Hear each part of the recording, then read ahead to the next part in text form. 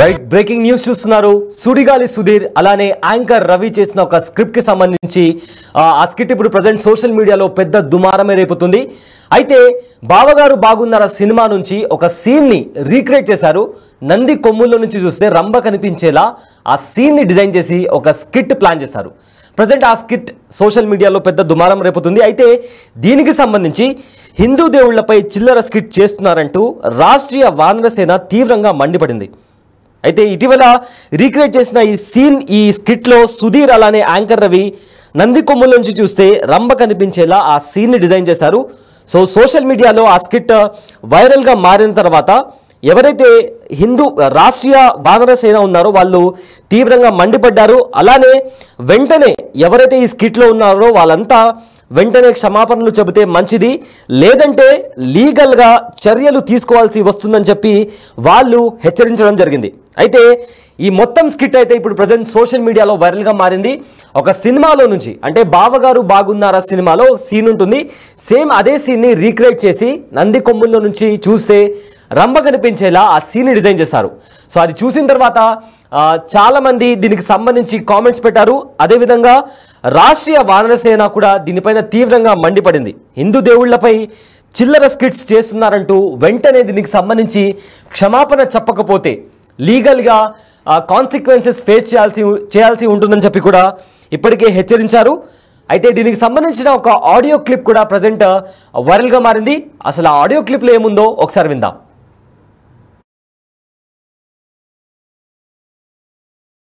రవి గారా అండి మాట్లాడేది?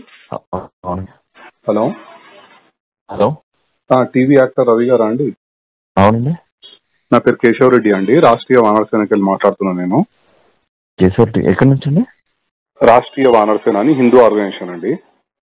చెప్పండి సార్. మీరు సుడిగాలి సుధీర్ కలిసి ఒక స్క్రిప్ట్ చేశారు కదా, నందీశ్వరుడు అది చూస్తే ఏదో నాకు మీరు దేవుడు కనిపిస్తే అంటే అతనేమో అమ్మాయి కనిపిస్తుంది అని చెప్పి, అది కరెక్ట్ కాదు అండి ఇట్లా హిందువులను కించపరచడం. అది చిరంజీవి గారు బావగారు బాగున్నారా చేశారండి. ఏది సరే అండి, వాళ్ళు ఏదో తప్పు చేసారని మీరు కూడా అట్లనే చేస్తారా అండి? అది తప్పని చెప్పలేదండి ఎవరు. ఏనండి అది తప్పని చెప్పలేదు, అందుకే చేశాం. చిరంజీవి గారే చేశారు కదా అని మేము చేసాం. ఇప్పుడు చిరంజీవి గారు ఏ సినిమాలో చేసిన ఎన్ని సంవత్సరాల క్రితం అండి మీరు చెప్పేది?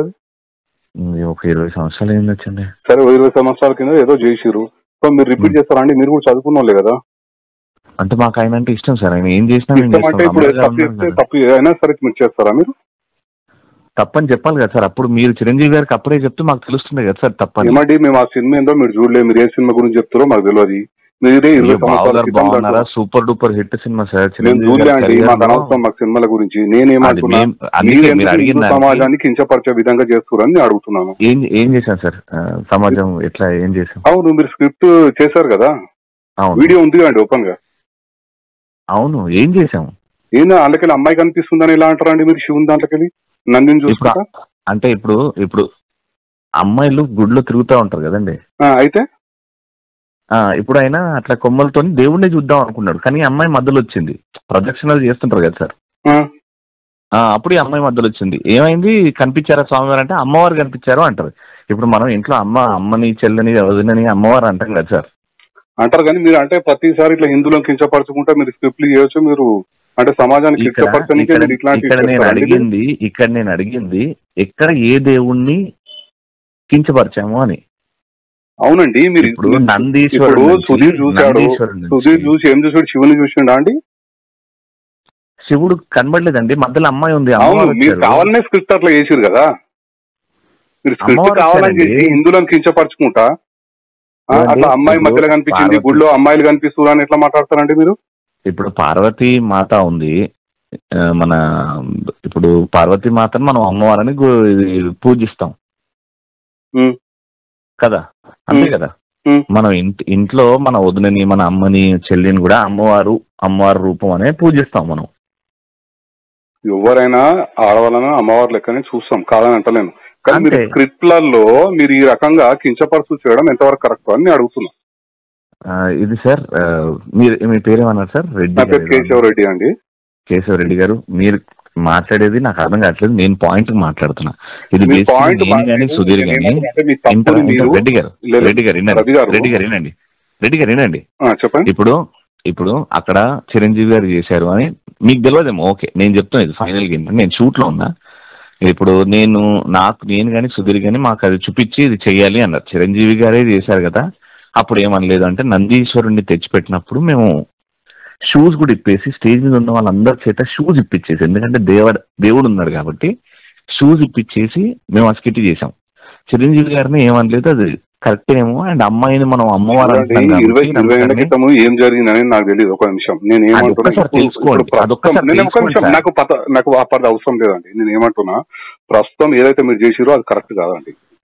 ఇది ప్రతి ఒక్కరికి ప్యాషన్ అయిపోయింది. ప్రతి ఒక్కరికి హిందువులను కించపరచు, స్క్రిప్ట్లు చేయడము, హిందువుల పైన దాడి. ఏమంటే మీరు యాజ్ హిందూగా ఉండి మీరు ఈ రకంగా మాట్లాడడం ఎక్స్ప్లెనేషన్, మీరు ఏదో తప్పు జరిగిందని కూడా మీరు పశ్చాత్తాపం పడతలేరు. మీరు ఇట్లా మీరు ఎట్లా మాట్లాడుతున్నారండి నాకు అర్థం కాదు. మరి నాకు తప్పని చెప్పండి సార్. అది 100% తప్పండి. చేసిన తర్వాత ఇప్పుడు మీరు నాకంటే మినిమం ఒక 10 సంవత్సరాలు పెద్దగా ఉంటారు. ఇప్పుడు మీరు అప్పుడే చిరంజీవి గారు చేసిన దానికి ఇప్పుడు యూట్యూబ్ లో ఉంది అది చిరంజీవి గారిది. మేమన్నా మీ మీద మర్యాదతో తీసేసినాం, ఆ వీడియోనే తీసేసినాం. ఎప్పుడు మేము చేసింది ఇప్పుడు మీరు పెట్టింది తీసేసినాము. మరి హిందూ సమాజానికి క్షమాపణ చెప్పండి, మళ్ళీ తప్పేముందల్లా చెప్పరు. అట్లా ఇగో హార్ట్ అవుతుంది కదా. ఇప్పుడు ఇంతమంది హిందువులు చూసే కదా మీరు ఈ స్టేజ్ వచ్చారు మీ షోలు. నేను ఏమంటే రవి గారు ఒక్క నిమిషం, హిందూ సమాజం మొత్తం చూస్తేనే కదా మీరు ఈ స్టేజ్ వచ్చారు. మీకు తప్పు జరిగినప్పుడు హిందూ సమాజానికి క్షమాపణ అయిపోయిన తప్పేముందండి? మీకంటే ముందు 20 మందికి ఎక్స్ప్లెయిన్ చేసినాము. 20 మందికి ఎక్స్ప్లెయిన్ చేసినాము. మీరు నంబర్ నాది ఏ నుంచి తీసుకున్నారో అక్కడ నుంచి నాకు సుధీర్కి వస్తే మేము 20 మందితో మాట్లాడాం. మాట్లాడాలండి. మన తప్పు జరిగినప్పుడు ఫోన్ చేస్తారు కదా, ఎవరైనా సరే చేస్తారు కదా. మీరు కూడా హిందువే. మధ్యలో ఇగో వస్తుంది. రవి గారు ఒక్క నిమిషం, మీరు కూడా ఒక హిందువే కదా? నేను ఇండియన్ సార్. మీరు ఇండియన్, హిందూ కాదైతే. అంటే ఇట్లనే కించపరచు పోస్టులు పెడతాము, మాకు ఎవరైనా ఇట్లా ఫోన్లు చేసినప్పుడు తీసేస్తాం, అంతే కదా? మీరు సార్ పోస్ట్ మీరు ఇగోతో మాట్లాడితే ఏం చేయలేము సార్. ఇగోతో కాదండి, మీరు చేయడమే తప్పు చేస్తారు. మీరు చిరంజీవి గారు చేసినట్టు నాకు తెలియదు అంటారు. ఇప్పుడు చిరంజీవి గారు రవి గారు ఒక సినిమాలు చూసుకుంటా కూర్చోమండి, మాకేం ఇది లేదు. మీ మా దృష్టికి వచ్చింది కనుక మేము ఒక హిందూ ఆర్గనైజేషన్ కనుక మీకు కాల్ చేస్తాను. నేను అసలు ఏంది మీరు ఈ రకంగా చేయడం ఎంతవరకు కరెక్ట్ అని చెప్పి మిమ్మల్ని నేను ప్రశ్నిస్తున్నాను. Done sir. నేను ఒకటే ఫైనల్ గా ఏం చెప్తానంటే, జీ తెలుగు ఆఫీస్ మాదాపూర్ ఉన్నది సార్. మర్సిడీస్ షోరూమ్ వెనకాల మాదాపూర్ లో జీ తెలుగు ఆఫీస్, జీ తెలుగులో వచ్చింది సార్ ఇది. ఒక్కసారి వాళ్ళు చేపించారు సార్ మొత్తం. మేము తీయమన్నాం, తీసేసారు, వీడియో తీసేసారు. అరే కొంతమంది హర్ట్ అవుతున్నారు, అందులో ఏం లేదు అయినా హర్ట్ అవుతారంటే తీసేసారు. ఓకే, మీరు ఏమన్నా లేదా సార్? అది ఛానల్ పర్మిషన్ లేకుండా మేము చెప్పలేము. అదే నేను ఏమంటున్నా అంటే, హిందువులు మిమ్మల్ని ప్రతి ఒక్క హిందూ ఇప్పటిదాకా మీ షోలు చూసి మిమ్మల్ని లైకులు చేసి మిమ్మల్ని ఈ స్థాయికి తెచ్చిర్రో, అదే హిందూ సమాజాన్ని మాత్రం మీరు క్షమాపణ చెప్పనంటారు, అంతే కదా? మీరు అడిగిన దానికి నా సమాధానం సార్, మేము హిందూని కాదని చెప్పారు కదా మీరు ఇప్పుడు ఇందాకనే. నేను ఇండియన్ సార్. మీరు ఇండియన్ అని చెప్పారు కదా, హిందూ భారతీయుణ్ణి, అల్లాకి పూజిస్తా, శివుణ్ణి పూజిస్తా. పూజించుకోండి. ఇతర మతస్థుల మీద మీరు చేసే దమ్ముందా అండి? మీరు ఇంత మాట్లాడుతున్నారు. హిందువులు కనుక ఏం చేయలేరు కనుక, చులకనగా ఉంటారు కనుక హిందువులు ప్రతి ఒక్కరు హిందువుల మీద పడతారండి. ఇప్పుడు మేము హిందువులను కూడా ఏమీ అనలేదని నేను ధైర్యంగా చెప్తున్నా. ఆ స్కిట్ ద్వారా ఏ హిందూని ఏమనలేదు. మా మనోభావాలు దెబ్బతిన్నాయి రవి గారు, మా మనోభావాలు దెబ్బతిన్నాయి కనుకనే నేను మీకు ఫోన్. డెఫినెట్ గా ఓకే, మీకు ఇబ్బంది అయ్యింది కదా, కాబట్టి మీకు ఇబ్బంది జరిగింది కాబట్టి మీరు జీ తెలుగుకి వెళ్ళండి సార్. అక్కడ డైరెక్ట్ వెళ్తాము, తీసుకుంటాం, అట్లేం లేదు. Right sir. మీకు ఎందుకంటే మీకు నామూషి ఫీల్ అవుతారు మీరు. క్షమాపణ రాంగ్ అండి, మీరు రాంగ్. నేను ఏమంటున్నా, మీరు ఎట్లా మాట్లాడుతున్నారు అంటే మేము చేస్తాం ఇట్లానే అన్నట్టుగా మీరు మాట్లాడుతున్నారు.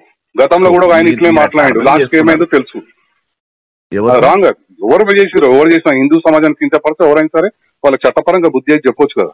అక్కయితే మాకు బరాబర్ బుద్ధి చెప్తాం. మేము కూడా 100% బుద్ధి చెప్తాం. మీకు చేయలేదు కాబట్టి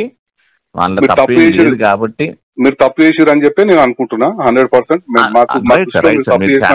మా హిందూ సమాజాన్ని మీరు కించపరిచినట్టే, మీకు చట్టపరంగా మీకు లీగల్ యాక్షన్ ఉంటుంది తప్పకుండా.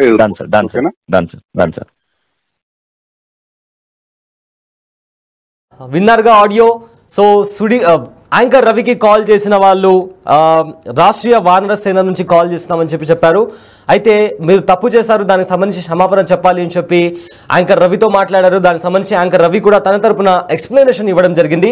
సో ఇదే నేపథ్యంలో వాళ్ళు చేసిన స్కిట్ ఖచ్చితంగా ఇది హిందూ దేవుళ్లపై మీరు చేసిన వ్యాఖ్యలు కరెక్ట్ కాదంటూ వాళ్ళు అడిగిన నేపథ్యంలో దానికి సంబంధించింది రవి కూడా తన తరపున ఎక్స్ప్లెనేషన్ కూడా ఇవ్వడం జరిగింది. అయితే మీకు ఇంకా క్లారిటీ కావాలంటే ఎవరైతే ఈ స్కిట్ చేపించారో ఆ ఛానల్కి వెళ్ళి మీరు మీ ఆన్సర్ మీరు తీసుకోవచ్చు అనేలాగా కూడా యాంకర్ రవి తరపు నుంచి కూడా ఎక్స్ప్లెనేషన్ వెళ్ళింది. అయితే ఇదే ఇష్యూకి సంబంధించి మా ప్రతినిధి గౌతమి సీనియర్ జర్నలిస్ట్ అయిన దుర్గతో మాట్లాడారు. సో ఆవిడ ఏమన్నారో ఒకసారి విందాం.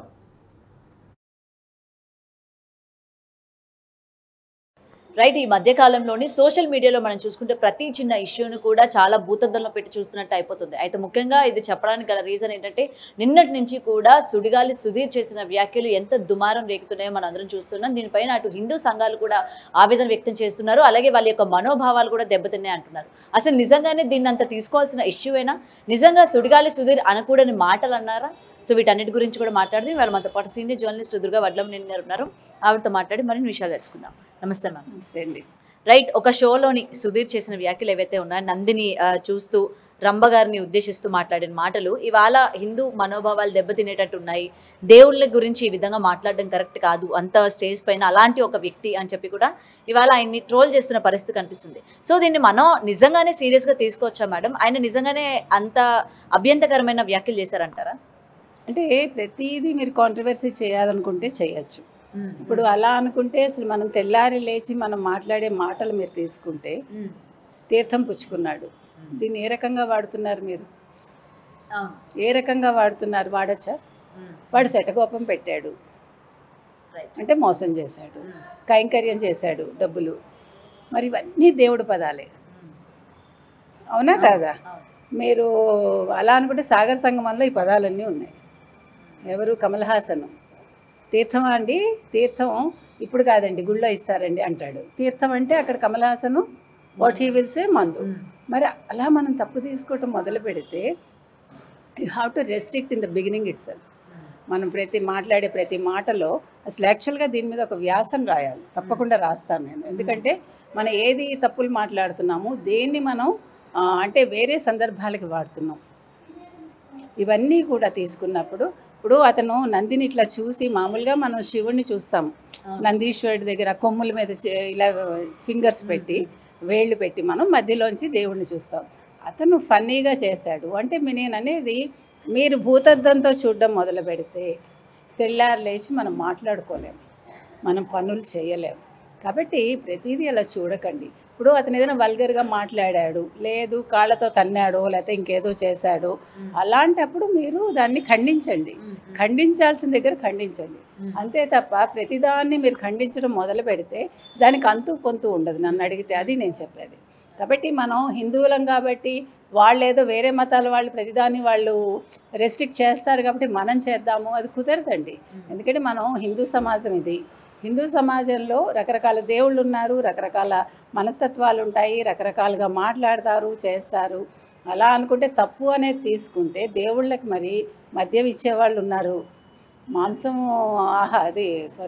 మాంసాన్ని ప్రసాదంగా ఇచ్చేవాళ్ళు ఉన్నారు. మనం తప్పు తీసుకుంటామా?